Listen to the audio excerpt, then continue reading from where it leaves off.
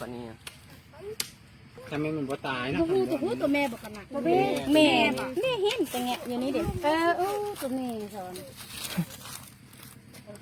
แก้มาบอกคือเพิ่นกับบ่ใหญ่แล้ว บอกกระดูกสันล่างเหมือนบ่ยาวหันกระดูกสันล่างยาวกระเทียมนั่นเด้อกระดูกสันล่างบ่ยาว นี่มันทองเหมือนเนี้ย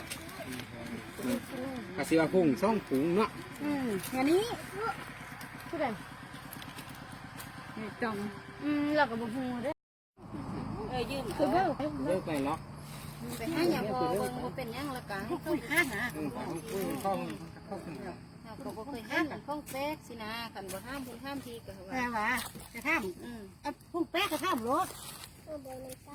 โหรถ นี่หยังดุนี่บ่ดุ ลูกข้ามันเลย ไก่ซีข้ากันเนี่ยเขาไปวัดเนาะ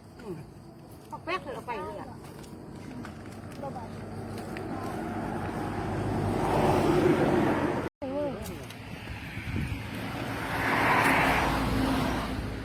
ห้างจะมียังจะมี ลูกนู่นนี่อ้วนแท้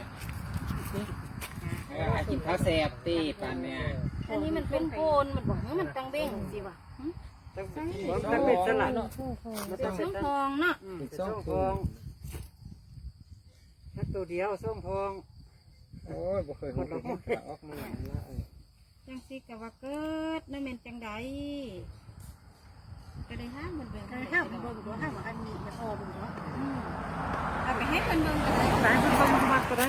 ไปหมด ให้เพิ่นเบิ่ง